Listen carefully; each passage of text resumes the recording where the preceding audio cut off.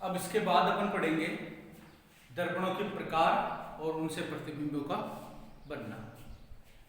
जैसे सबसे पहले तो दर्पण क्या होता है, दर्पण के बारे में आप परिभाषा ये दे सकते हैं, यदि कोई कांच है उसकी एक सतह पर पॉलिश कर दी जाए और दूसरी सतह अगर परावर्तन का कार्य करे तो उसे अपन दर्पण कहेंगे। अब दर्पण मैंने कांच बोला है तो आवश्यक नहीं कि कांच हो, कोई अन्य चमकीली सतह भी हो सकती है जिसकी एक पृष्ठ अगर परावर्तन का कार्य करती हो तो वो भी दर्पण कहला सकता है। प्लास्टिक भी हो सकता है, कोई धातु भी हो सकती है, लेकिन फिलहाल अपन जब बात करेंगे तो अपन कांच के दर्पणों की बात करेंगे। तो यहाँ दर्पण क्या हुआ, ऐसा पृष्ठ जो परावर्तन का कार्य करे, ऐसा पृष्ठ जो परावर्तन का कार्य करे। अब दो प्रकार के होते हैं, एक समतल दर्पण और एक होता है गोलीय दर्पण। समतल दर्पण और गोलीय दर्पण। समतल दर्पण कौन सा होता है कि अगर कोई सीधा कांच है और उसकी एक सतह पर रजत या निकल की पॉलिश कर दी जाए और दूसरी सतह परावर्तन का कार्य करे, टकरा के वापस प्रकाश किरणों को भेज दे उसी सतह उसी माध्यम में, तो उसे क्या कहेंगे, दर्पण। और कौन सा, समतल दर्पण। और दूसरा होता है गोलीय दर्पण, वो इसके बाद पढ़ेंगे। समतल दर्पण से बने प्रतिबिंब की विशेषताएं अपन पढ़ेंगे।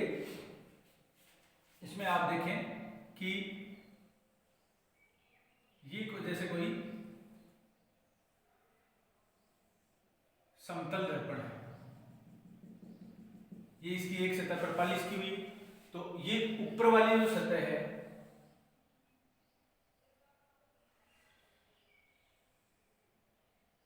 ये यहां कोई वस्तु है जिसको अपन नाम देंगे P।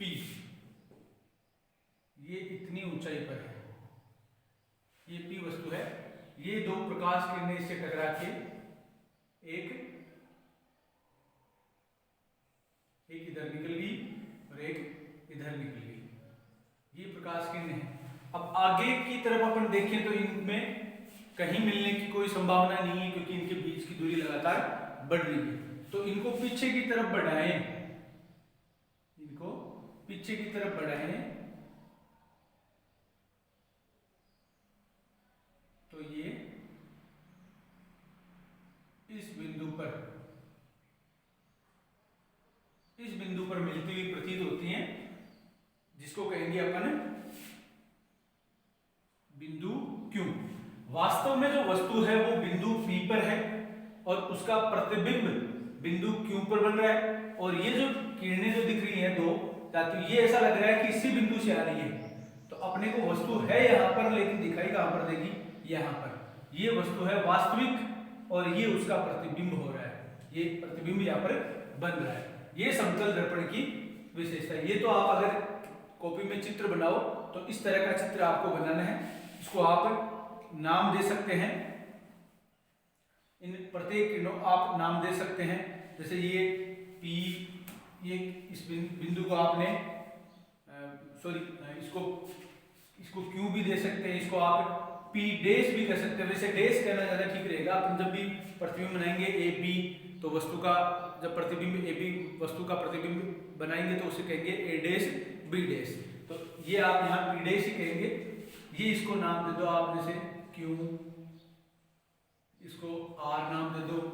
तो ये P यहाँ पर ये टकराई तो इसको आप O डैश, ऐसे अलग अलग नाम दे सकते हैं। जैसे इसको आप O दे दो, इसको O डैश नाम दे दो।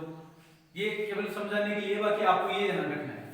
अब इससे बने प्रतिबिंब की विशेषताएं क्या होती हैं, आप ऐसे कल्पना कीजिए कि जैसे मेरे सामने वहां एक समतल दर्पण है जो घरों में अपने शीशे लगे होते हैं, जिसमें अपन सुबह तैयार होते हैं, वो समतल दर्पण ही होता है। अब ऐसी कल्पना कीजिए आप उसके सामने खड़े हैं। सबसे पहला वस्तु का आकार,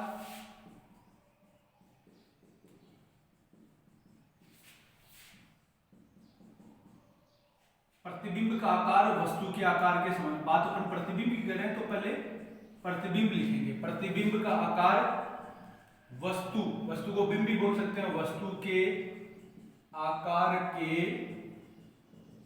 समान होता है।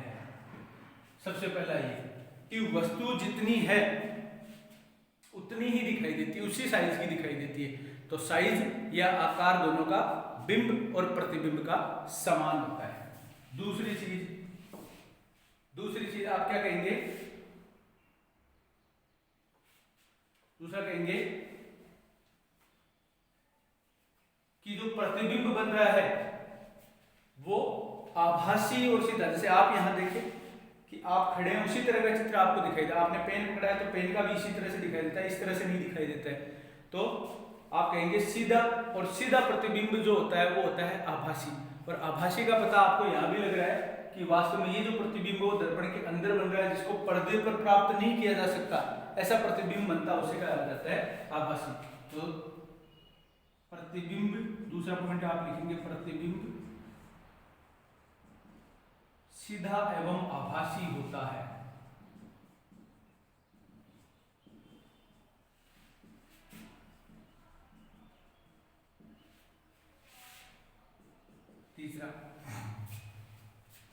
तीसरे में आप बोलेंगे जैसे वहां दर्पण लगा उसके 10 फीट आगे में खड़ा हूं, अब मैं यहां से चलता हूं और मैं आगे कुछ दूरी तय करके मैं उससे आगे 4 फीट दूरी पर पहुंच जाता हूं। तो आप देखेंगे कि जब मैं चल रहा हूं तो या आप चल रहे हैं तो आपका प्रतिबिंब भी आगे की तरफ गति करेगा। यानी पहले आप 10 फीट खड़े हो तो आपको प्रतिबिंब पीछे ऐसा लगेगा जैसे 10 फीट पीछे खड़ा हो।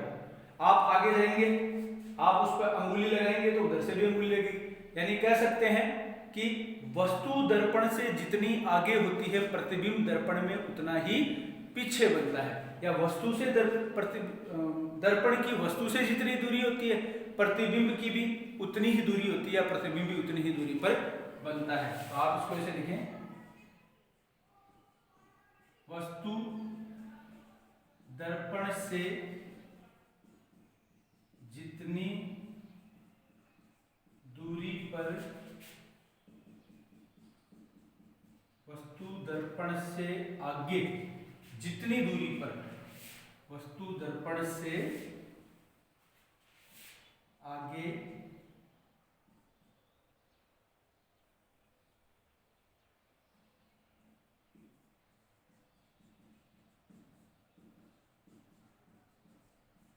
जितनी दूरी पर होती है प्रतिबिंब दर्पण में उतनी ही दूरी पर पीछे बनता है।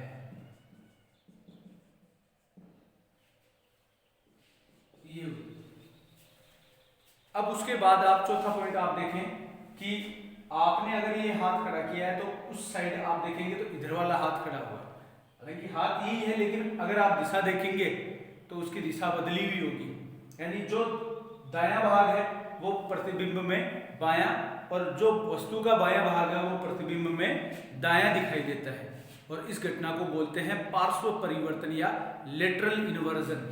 जैसे होता क्या है कि आप उसमें क लिखें तो वो आपको इस तरह से लिखा हुआ दिखाई देगा, आप उसमें प लिखें तो उसमें आपको इस तरह से दिखाई देगा, आप उसमें मां लिखें तो आपको उसमें ऐसा दिखाई देगा, आप उसमें पी लिखें तो आपको ऐसा दिखाई देगा पी। यानी कह सकते हैं वस्तु का दायां भाग, वस्तु का दायां भाग प्रतिबिंब का बायां और वस्तु का बायां भाग प्रतिबिंब का दायां दिखाई देता है।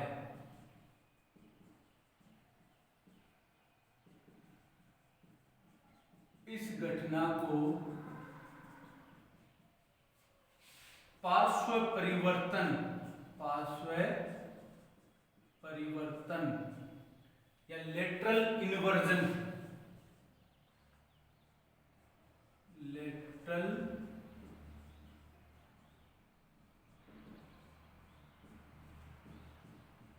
कहा जाता है। यानी वस्तु का बायां भाग, जैसे ये बायां वाला तो इधर दिखता है दाईं में, दायां वाला दिखता है बाएं में। अक्षरों को आप लिख बताएं तो अक्षर भी आपको उल्टे दिखाई देते हैं। उल्टे का मतलब वैसे उल्टा नहीं कि ये पेन इस तरह से, ये इस तरह से, ये नहीं। उल्टे का मतलब दाएं और बाएं में उल्टा आपको बताना है। और इस घटना को कहा जाता है पार्श्व परिवर्तन। ये होते हैं समतल दर्पण से बने प्रतिबिंब की विशेषताएं। ये चित्र बनाना है और ये 4 आपको इसके विशेषताएं लिखनी है। ये हो गया इसका। अब इसके बाद दूसरा है गोलीय दर्पण। दूसरा क्या होगा?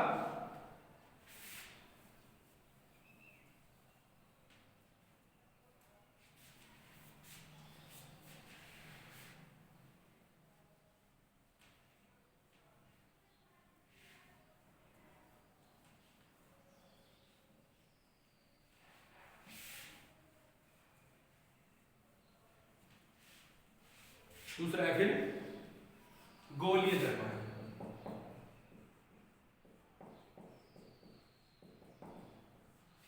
गोलीय दर्पण में आप कर सकते हैं कांच का कोई खोखला गोला हो, कांच का कोई खोखला गोला हो और उसका कटा हुआ भाग है उसकी एक सतह पर, जैसे ये कांच का गोला है, इसको काट लिया जाए इधर से तो ये भाग अपने पास आ गया।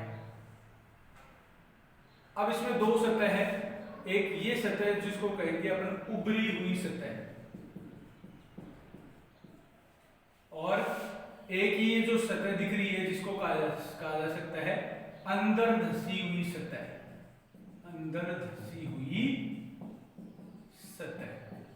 ये 2 भाग हुए। इस उभरी हुई सतह को कहा जाता है उत्तल सतह।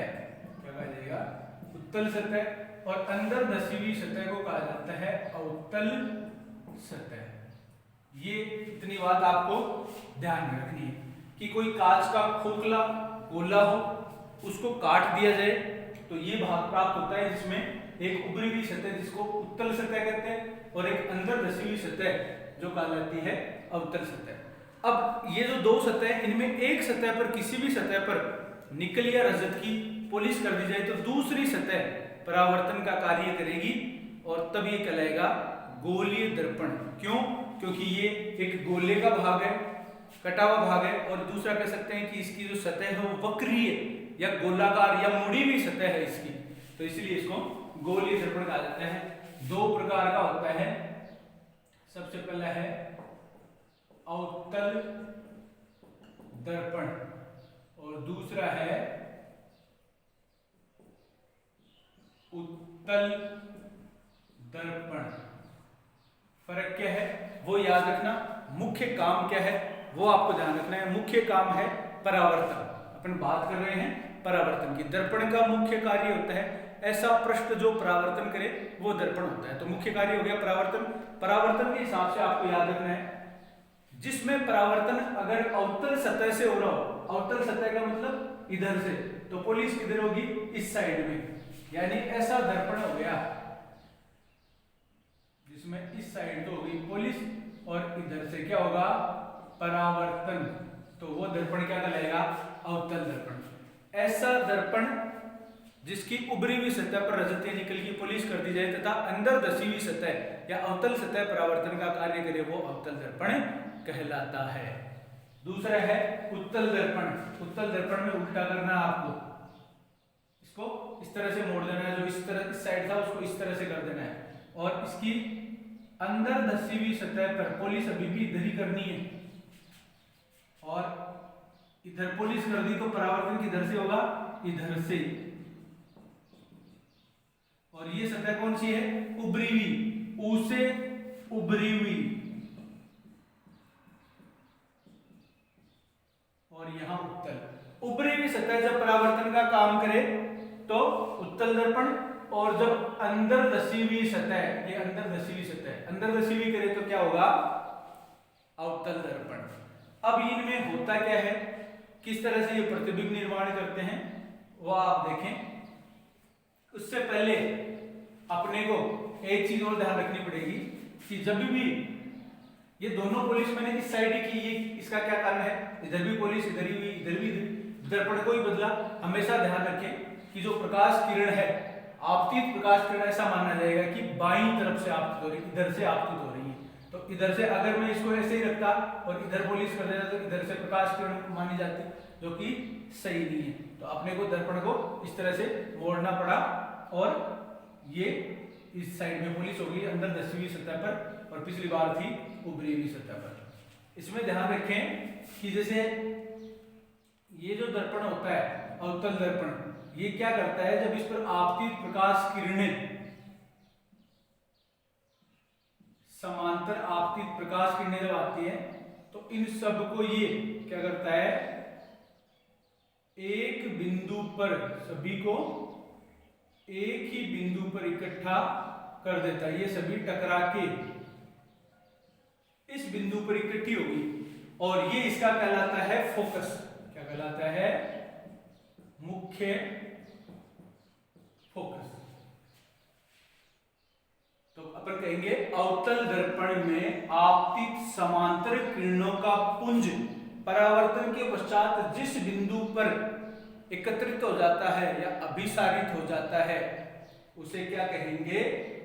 मुख्य फोकस। क्या कहेंगे? मुख्य फोकस। और चूंकि ये दर्पण इन सभी किरणों को इकट्ठा कर रहा है, अभिसारित कर रहा है, इसलिए इसका दूसरा नाम क्या होता है? अभिसारी दर्पण। क्या नाम होता है? अभिसारी दर्पण। ये इसका दूसरा नाम है। और उत्तल दर्पण क्या करता है?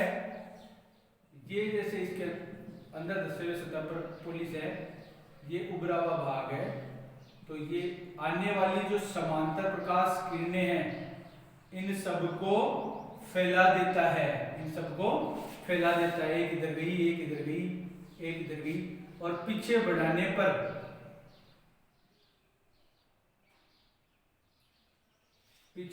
पर ऐसा लगता है कि जैसे ये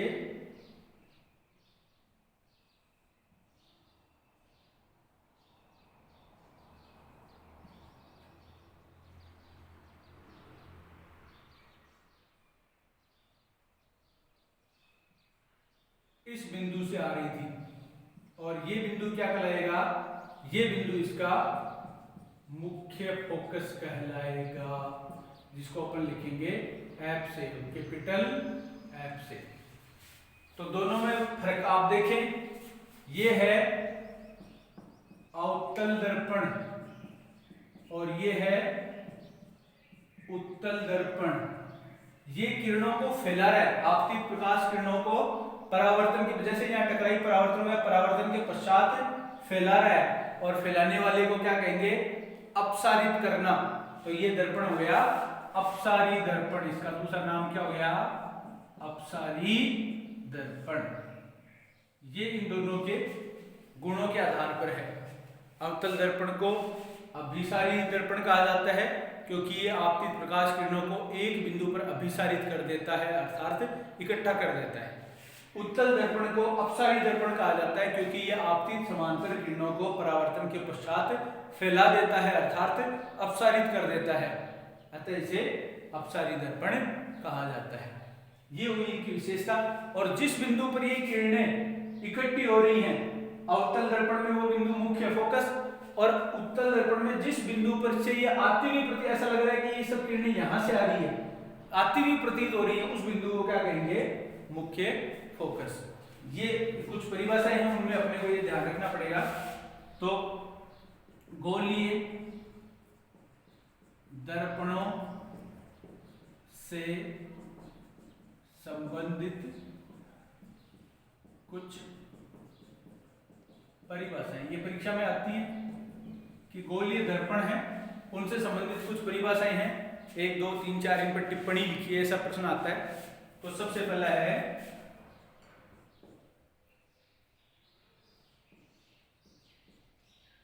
वक्रता केंद्र, दूसरा है वक्रता त्रिज्या। वक्रता केंद्र, वक्रता केंद्र में ये बताना है गोलीय दर्पणों को किसी कांच के खोखले गोले का कटा हुआ भाग माना जा सकता है। ये जैसे गोला है, ये दर्पण है अपना, इसको अपन आगे बढ़ाएं तो ये गोला बनता है, या कह सकते हैं कि इस गोले को ही काट के अपन ने क्या बनाया है, दर्पण। और जब गोला बनता है तो कोई भी गोला बनता है तो उसका कोई ना कोई केंद्र होता है और उसकी कोई ना कोई त्रिज्या होती है। केंद्र को परिधि से मिलाने वाली जो रेखा है वो त्रिज्या होती है।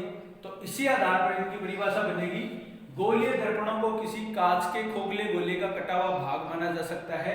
इस गोले के केंद्र को वक्रता केंद्र और इस गोले की त्रिज्या को वक्रता त्रिज्या कहा जाता है। ये दो परिभाषाएं यहाँ से आपको लिखनी है। और वक्रता केंद्र को लिखा जाता है बड़े सी से और इसको लिखा जाता है कैपिटल आर से, कैपिटल आर से। तीसरी चीज है फिर मुख्य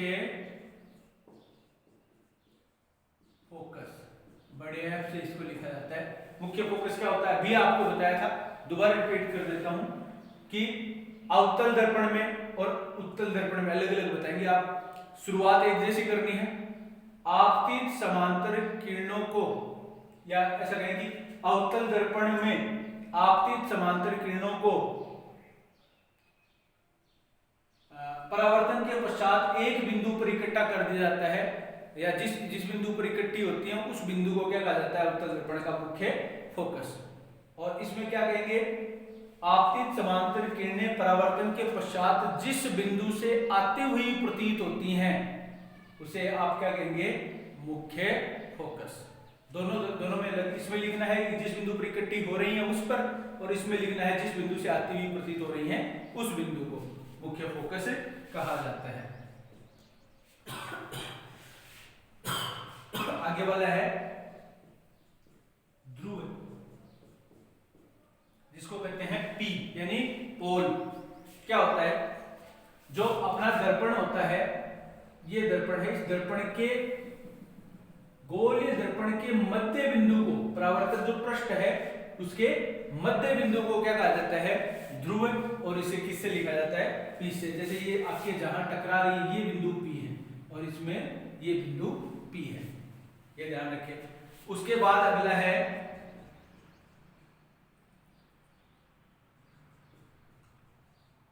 मुख्य अक्ष, सेंट्रल एक्सिस। मुख्य अक्ष क्या होती है कि ये जो अपना ध्रुव है P और यहां पर इसका वक्रता केंद्र है C, ये गोला है, इस गोले का केंद्र है C। इन दोनों से गुजरने वाली जो काल्पनिक रेखा है उसी को क्या कहा जाता है, मुख्य अक्ष। गुजरने वाली काल्पनिक रेखा, या कह सकते हैं वक्रता केंद्र को ध्रुव से मिलाने वाली रेखा, दोनों एक ही बात है। तो आप लिखेंगे ध्रुव को मुख्य अक्ष से, ध्रुव को वक्रता केंद्र से मिलाने वाली रेखा, काल्पनिक रेखा को मुख्य अक्ष कहा जाता है। फिर अगला पॉइंट है फोकस दूरी, इसको लिखा जाता है छोटे एफ से, फोकस दूरी। फोकस दूरी क्या होती है, इस फोकस और ध्रुव के मध्य की दूरी, मुख्य फोकस और ध्रुव के मध्य की दूरी को क्या कहा जाता है, फोकस दूरी। और फोकस दूरी और वक्रता त्रिज्या में एक संबंध होता है। ये फोकस दूरी, वास्तव में ये फोकस है, इतनी दूरी आगे और देखी जाए तो यहां अपना आ जाएगा C, और C क्या होता है, ये जो वक्रता, जिसको अपन क्या कहते हैं, वक्रता केंद्र।